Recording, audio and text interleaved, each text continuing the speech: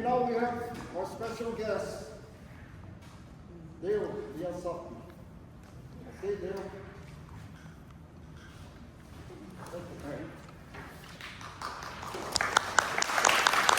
Okay, can you guys all hear me? Yes. All right. Okay, tonight I'm going to speak about Zygopetalums. Now, the genus Zygopetalum consists of about 14 known species. All are found in Brazil, Peru, Bolivia, Paraguay, and Argentina.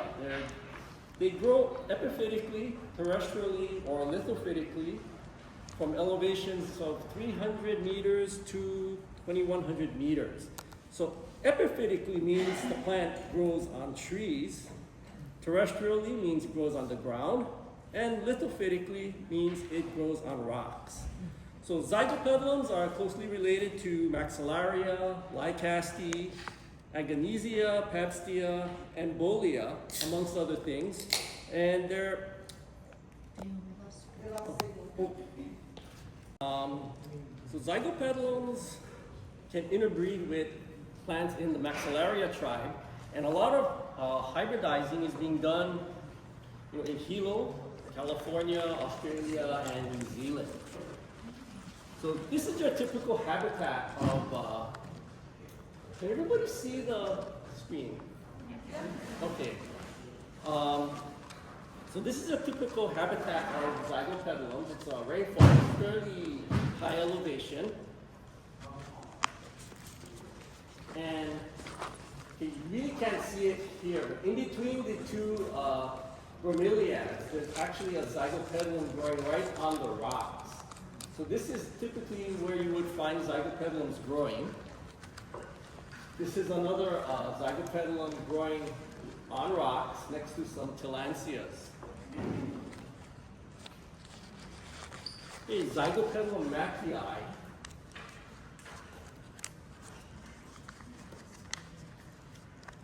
This is a cloud forest species from Peru, Bolivia, and Brazil. It comes from about 1,300 to 1,700 meters. It's a terrestrial species, means it grows on the ground. The flowers are fragrant, and they're cool to warm growing, but they tend to favor cooler growing conditions. This is Zygopetalum citrinum. Comes from the Atlantic forest of southern and southwestern Brazil. Comes from about 600 to 1,200 meters, so it's a little lower growing than citrinum, so it's a little warmer growing. It's considered a cool to warm growing species. Okay, this is Zygopetalum maxillari. Okay, this comes from the rainforest of southern Brazil and Paraguay. It comes from about 600 to 1,000 meters. Considered cool to warm growing.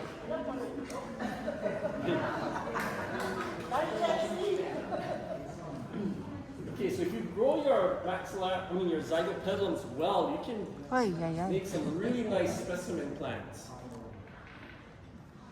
This is a hybrid that I got awarded from the Honolulu Orchid Society a couple of years ago. This is Zygopetalum Arthur L. variety Tombstone. It's a hybrid of Zygopetalum blacki and BG white. It blooms twice a year. The flowers last about 3 to 4 weeks, and they're fragrant. This is another Zygopetalum hybrid I got awarded by the Honolulu Orchid Society. This is Zygopetalum Jumpin' Jack. The cultivar is K. This is Zygopetalum skipiku by Arthur L. This also blooms twice a year. Flowers last about 3 to 4 weeks and is also fragrant. This is Zygopetalum Australia Advanced. Cultivar is HOF for Hilo Orchid Farm. It's a hybrid of Zygopetalum Titanic and Helen Koo.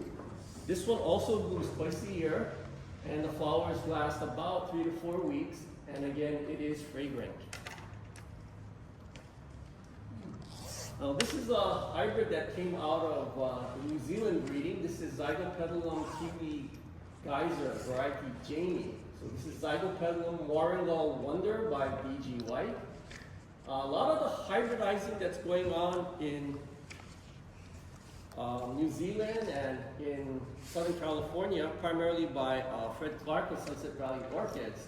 They're trying to breed zygopetalums that have more green in the petals. So what they're doing is selecting these individuals that have more green, and they're making crosses with them to produce hybrids that are more green shifted instead of brown. This is Zygopetalum Intuition, variety Penny.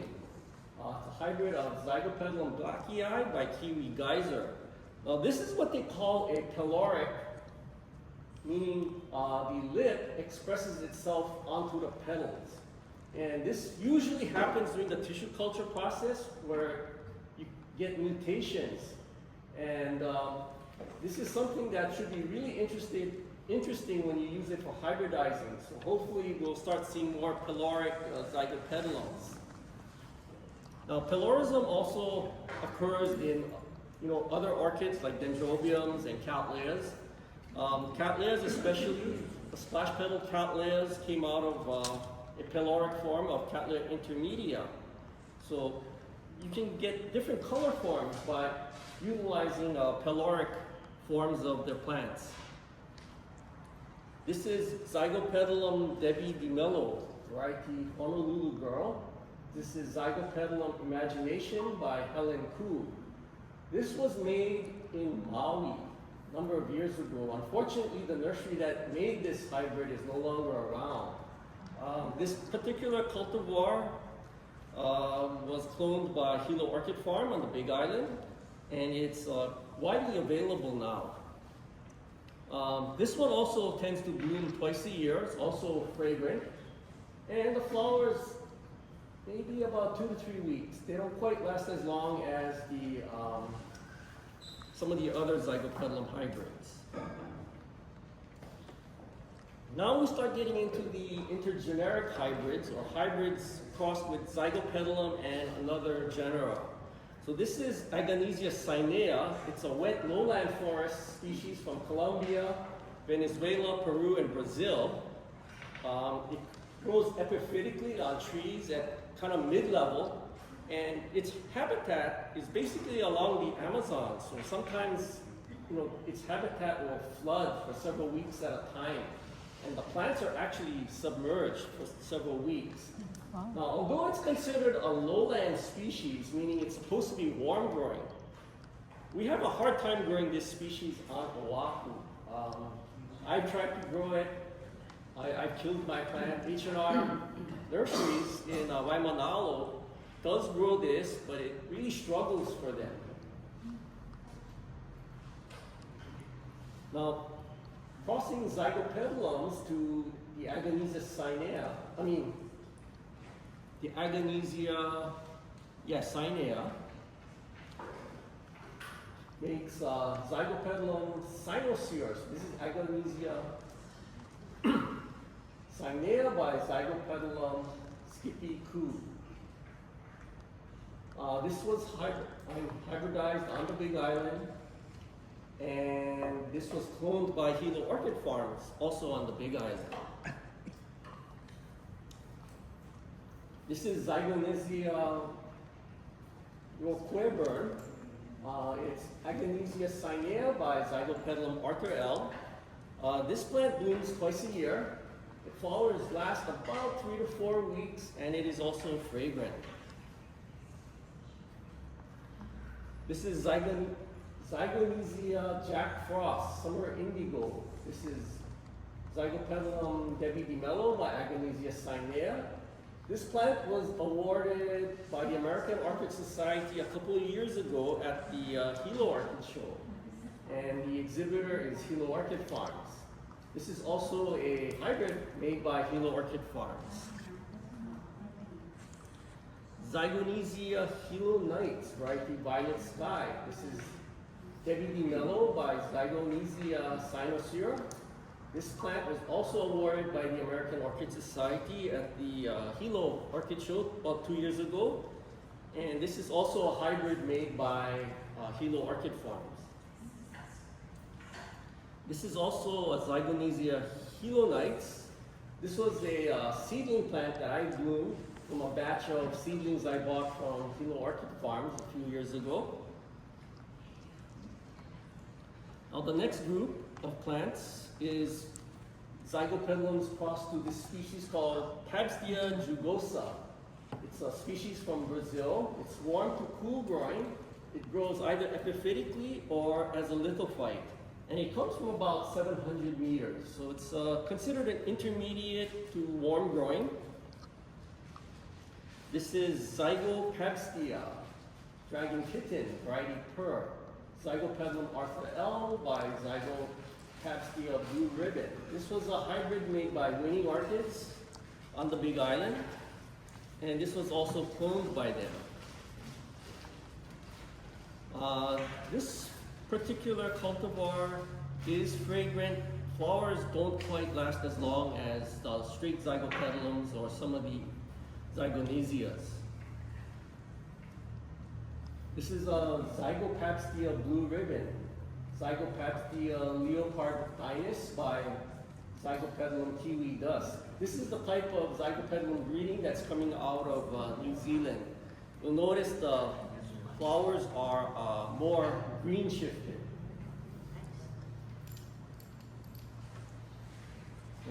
This is an unusual species. It's Neogardneria murrayana. It's endemic to Brazil. It's considered a warm to cool growing plant. Unfortunately, I could not find any information on its habitat as far as what part of Brazil it comes from, what elevation it grows at. But they use this primarily to breed more green colored flowers. So this is Zygoneria Adelaide Meadows, variety Green Fantasy. It's a Zygopetalum titanic by Zygoneria Dynamo.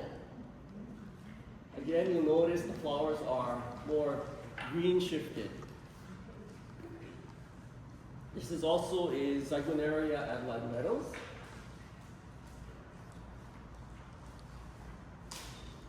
And this is Zygoneria Sweet Jade, variety Sweet Cheyenne. This is Zygoneria Pine Road by Zygopetalum Arthur L. Now this is Galeotia fimbiata, variety San Isidro. It comes from Colombia and Venezuela. It grows in the rainforest at elevations of 100 to 1600 meters, so it's considered hot to cool growing. So this is Galeopetalum starburst, variety George Green. So Galeotia fimbipetal crossed with Zygopetalum jumping jack. So this particular line of breeding will produce more striped flowers rather than the blotches that you've seen in some of the other Zygopetalum hybrids. Now here's an interesting hybrid. This is Galeopetalum starburst, MDF monster. So this is Galeopetalum, or Galeotia fimbiata by Zygopetalum jumping jack. Very unusual peloric flowers. So again, you notice the petals mimic the lip.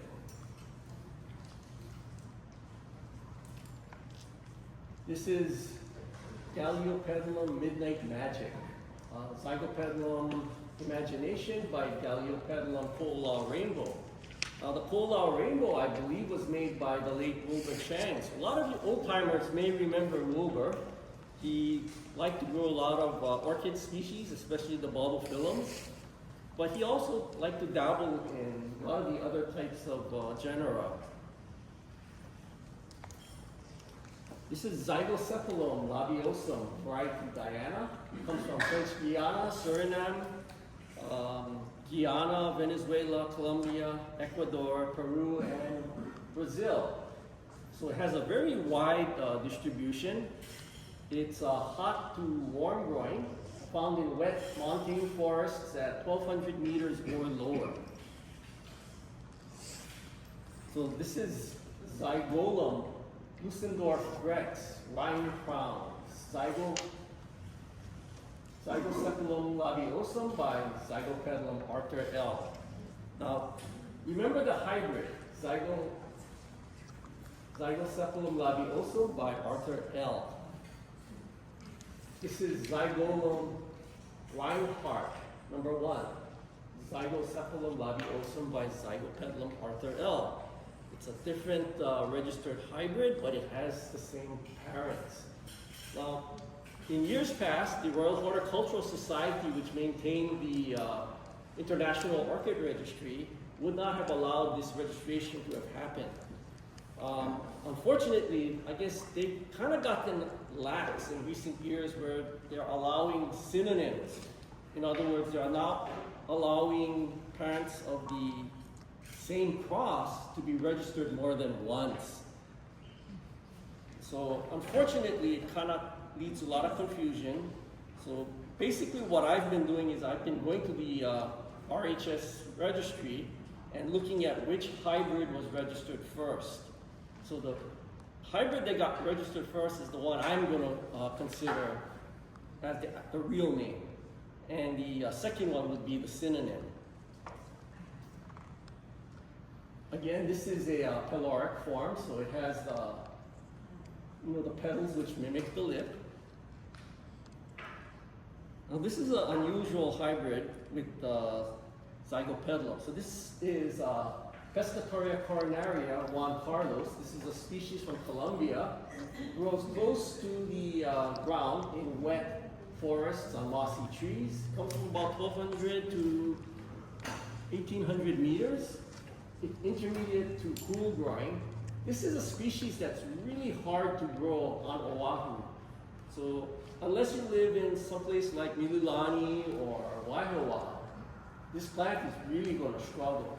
I mean, I've tried growing some Pescatorias, could not keep them alive. They tend to melt during the summer months. So this is a hybrid of Zygopetalum, Zygotoria, amethyst, right? The blooming in cell is Pescatoria coronaria cross to Zygopetalum Arthur L.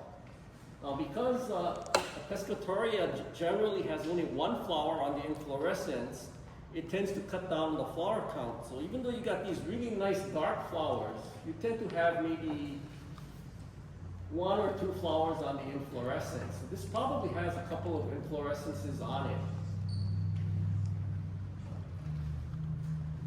Now this is Lycaste virginalis. It's a synonym of Lycaste skinneri. It comes from Mexico, Guatemala, El Salvador, and Honduras. It comes from about 1,200 to 1,800 meters.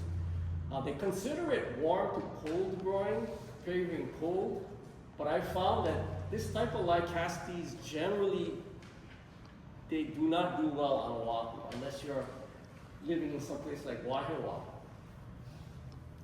They tend to grow very well on the Big Island and on Maui, especially if you're coming from places like Kula or Makawao.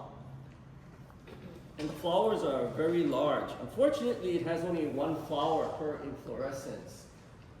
And that trait also passes on to its progeny. So this is Zygocaste northwest passage, variety Burgundy Star. So it's a hybrid of Zygopetalum Arthur L by Lycaste virginalis.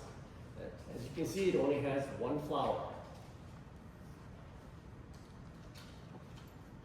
Okay, this is Tsubota Ara Melinda Marie Blue Sapphire. So Tsubota Ara is a multi-generic hybrid, so it's got Pabstia, Agonesia, and Zygopetalum.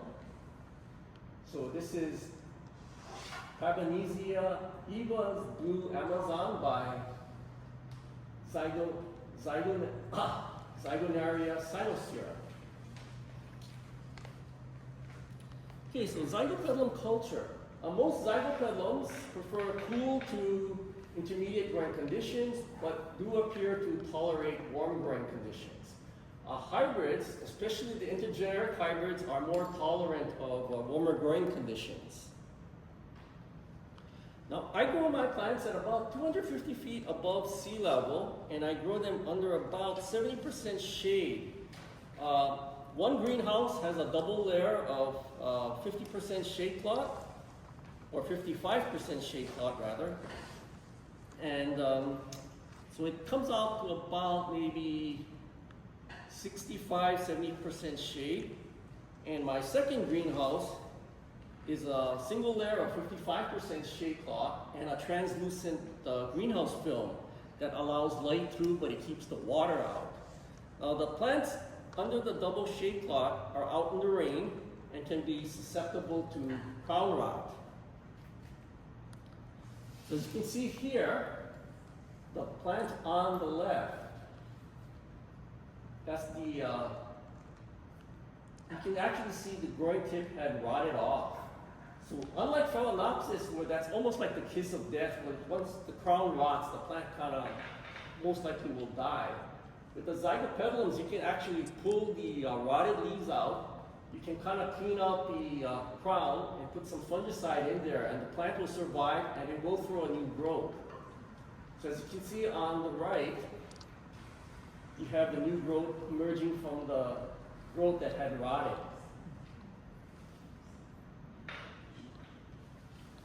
Now watering is done for me under my growing conditions about 2 to 3 times a week, and the media is allowed to dry out in between waterings. During the summer months, watering is done more frequently depending on how quickly the media dries. Now I tend to use long cycle irrigation to flush out the salts in the media. My tap water has a lot of dissolved solids, so if I don't do the long cycle irrigation, I'll get a lot of salt buildup in the media, and then the roots will tend to just rot out. There's a couple ways you can deal with it. One is the long cycle irrigation. So for my normal sprinkler heads, I run the sprinklers for about 15 minutes. The misting heads, I run them for about an hour. So what it does is it allows the media to drain really well. So I flush all the salts out. Now the downside is you kind of don't do that after you fertilize the plants, because if you do the long cycle irrigation, you're basically washing all the fertilizer out of the plant. Now the other way you can deal with it, and I think for those of you here in Mililani, it's not really a problem because you guys actually have really good water. Your dissolved solids are very low. I believe it runs like about 64 parts per million, which is really good. In Nuuanu, I get anywhere between 200 and 400 parts per million, which is really, really high. Now, the other way you deal with this is to use reverse osmosis water, but then again, for you in Mililani, not a problem because you guys got really good tap water. Potting media. Zygopetalum's not really particular about what kind of media is used. You can use an orchid bark mix that has perlite and peat moss, as well as pure New Zealand sphagnum moss. So the plant on the left is growing in orchid bark with some perlite and peat moss. And the plant on the the plant on the right is growing in pure sphagnum. Pest control. There are really just a few pests that seem to bother Zygopetalums. It's primarily spider mites and thrips. To control that, you use an insecticide that's formulated for controlling mites and thrips. And basically, you just need to follow the label, and apply it at the rate accordingly. Make sure that you do rotate fertilizer, not the fertilizer, but your insecticides, maybe on every 3rd application. And the reason you want to do that is to prevent the insects from building up an immunity to whatever pesticide you're using. Because if you just keep spraying the same thing over and over, eventually the insects become immune to whatever you're spraying. And essentially be pretty much just spraying water. It'll be completely ineffective. Now, if there is an insect infestation, again, use an appropriate insecticide, and you want to apply your pesticide every 7 to 10 days. Again, make sure you read the label, and you do this to break the life cycle of the pests. You want to kill the adults, the juveniles, and the eggs. So if you just do one application, you still have to deal with some of the juveniles that you may have missed, and you will definitely be dealing with the eggs that will hatch eventually. Now fertilizing, during the summer months, I apply a foliar 20-20-20 every 2 to 3 weeks at a rate of 1 teaspoon per gallon. During the fall, winter, and spring months, I use a Michigan State fertilizer, either the 13-213 or the 13-315 fertilizer, and that's applied every 2 to 3 weeks at a rate of 1 teaspoon per gallon. Now, feeding can also be supplemented with Nutricoat, the 13-13-13, during the spring, summer, and fall months. During the winter months, I tend to cut back on the fertilizers because it's daylight really short. It's cooler, so the plants aren't going to grow quite as fast. Okay, any questions? Yes. How do you crossbreed orchids? Okay, good question. Can I get the lights? Okay, so this is the lip of the orchid. So just above the lip, you see what's called the column. And at the very tip, there's the anther cap, and the stigmatic surface is underneath. So most orchids have both male and female reproductive parts. There are some, like the catasetums, which have separate male-female flowers. But basically what you'll do is you'll take the anther cap off, and underneath there's the pollen grains. They tend to be yellow.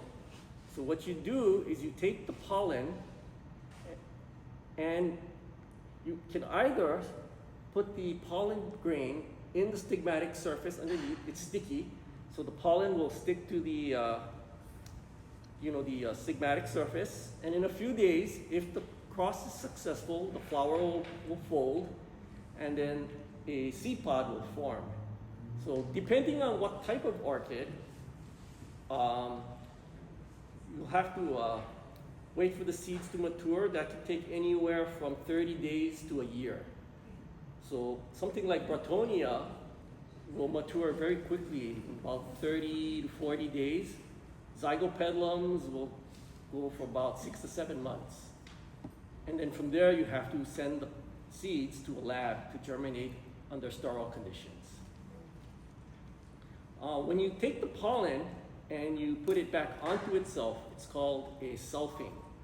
So if you want to make a hybrid of this with something else, you'll take the pollen, and then you need to remove the pollen from the other flower first, because you don't want an accidental selfing of that other plant.